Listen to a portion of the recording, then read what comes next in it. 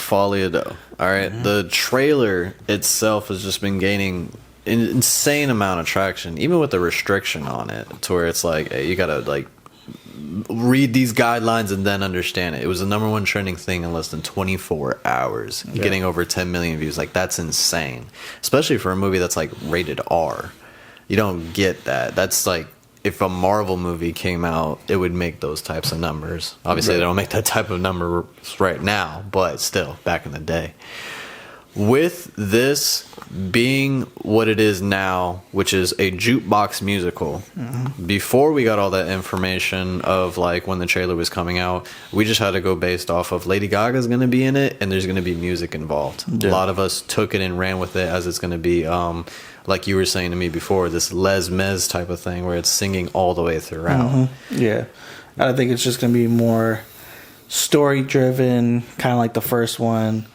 I mentioned this before, that it's kind of more of like a choreographed danceicle. I know it's not a real word, but that's the best way I can describe it. Where the first one, it was more of him expressing himself and what he's going through dancing, whether it was kind of that slow, melodic, weird dancing he was doing in the bathroom. Almost like ballet. Right, to the more expressive, chaotic dancing he was doing on the steps or whatever. So it seems like in this one, it's going from dancing to music and singing. Hence why, Lady Gaga is casted. That's Harley Quinn. And it seems like it's this kind of perfect couple thing. Kind of like, singing and dancing, obviously, are two things that go together perfectly. When you hear someone singing, you start to tap your foot or something. You get a rhythm, you get to dancing. You know what I mean? So that's how he... Oh, okay. I see where you're going. Right. So that's how he'll fall in love. He hears her music. He loves music already because you said he... Okay. Right. So I think this is going to be another step in a way of expression. You know what I mean? In a more visual and like auditorial art form of what Arthur is going to be going through in this movie. Kind of like what you said before about how he starts it off real slow, and this is going back to the 2019 film. He starts it off real slow with his form of dancing, and then he gets expressive. I think with that is what you see there is him fully immersing himself, because when he killed those guys in the train, like, that was his first act into fully stepping in, becoming who he was. It was just the Joker. So where he, like you said, he starts it off real slow. He starts it off as like, maybe I can get used to this. Maybe this is truly who I am. And then he gets to that point where it's like, this is who I am. So I think he just needs that other form to where, hey, now I have somebody here who finally gets me. This is my yin and yang.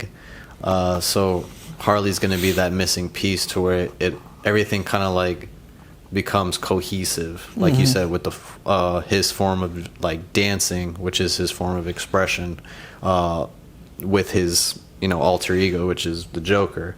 Right. It's going to be the same thing, where her form of expression is through song. And since he and her are kind of like infatuated with each other's interest, which is song and dance, that's how they fall in love with each other. But the next question is it all real? Right. So I think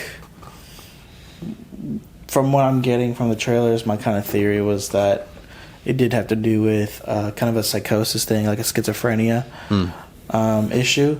Kind of like how he had with the girl from the first one that Zazie Beetz played. Sophia. Sophia was pretty much, anytime she was being nice to him, was a figment of his imagination. It was a fantasy that he had from her just kind of being on the same page with him once.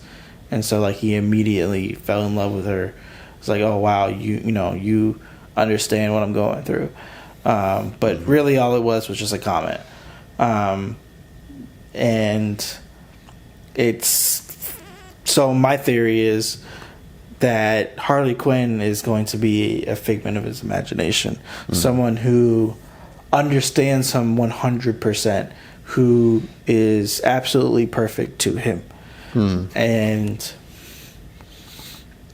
from what it looks like too, is that Harley Quinn's life is so like perfectly aligned with his. Like there's parallels that we've seen in the trailers from the first movie, like things that she was going through, like putting on the makeup, like dancing on the steps, like you mentioned before, the blood smile. So it's like these parallels in her life and his life are like intertwining perfectly, and then they meet, and she's this perfect being, but I think that it's just all going to be in his head, and he created this perfect being to help him cope with what he's going through.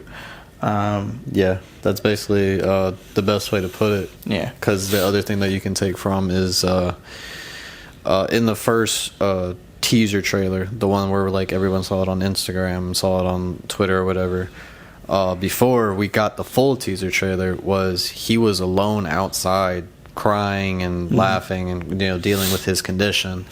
And it's like, we could look at it as he's fully isolated from people, fully isolated, like he can't be with anybody, like he's just that dangerous. Gotham has labeled him just that dangerous. So him just being alone and isolated for so long, and having a schizophrenic disorder, he most likely has created somebody through that. And since he's embracing all of his mental illness, because like in the first movie he said he stopped taking his medication, he feels completely better.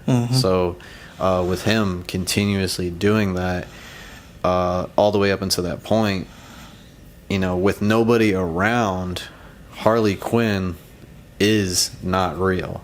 Right. Because nobody, like, in that universe, in Joker's universe, there's no other gangsters out there. There's like, at least we haven't seen them and they haven't been confirmed. Yeah, so it's the only like people from that universe that are from the comics, anybody that's in the universe that's mentioned from the comics is only Bruce Wayne and Thomas Wayne, and that's it. Right. But I think with this type of Joker, we were talking about it a little bit, is he's in such the closest we can get to some realistic standpoint of like, this is a Joker to where he's rebelling and he's like fighting against the system, like we talked about. Like he's going against the court system because what we saw, and there's been that Easter egg going around of the newspaper that says free of all charges. Because like we were saying, Joker is so smart, but he's not your Tony Stark smart. He's not your Doctor Doom. He's not that type of smart. He's more smart from like a logical standpoint, from like a real person standpoint, somebody who's just intelligent in that way. So he could be using what he has, his disorder as everybody calls it, as a way to have people understand this is why these acts were committed. And you can see in that scene in the teaser trailer where he says for a split moment, that's what people should be talking about. And I think he's the people's chant for those outcasts, for those people that are considered weird, who have those disorders and stuff like that. So he's fighting for those people, and he's fighting against the system that has been consistently outcasting this type of demographic. So I think that Harley Quinn is like that angel and devil on his shoulder the entire time. Because what I also pointed out in the trailer was that he's in like this type of visitation room, to where she puts the lipstick, or at least I think it's Harley, putting the lipstick on the mirror, and him fully immersing himself into like the Joker, because that's kind of what that scene is implementing. I feel like that's another indication that she's not real, that she's a part of his imagination, like you were saying, because she's basically going to be his right-hand man, kind of helping him make that final decision of, like, should you do it, should you not? Right. Because he's still fighting his own demons, but he has Harley in the mix, helping him make decisions. Right.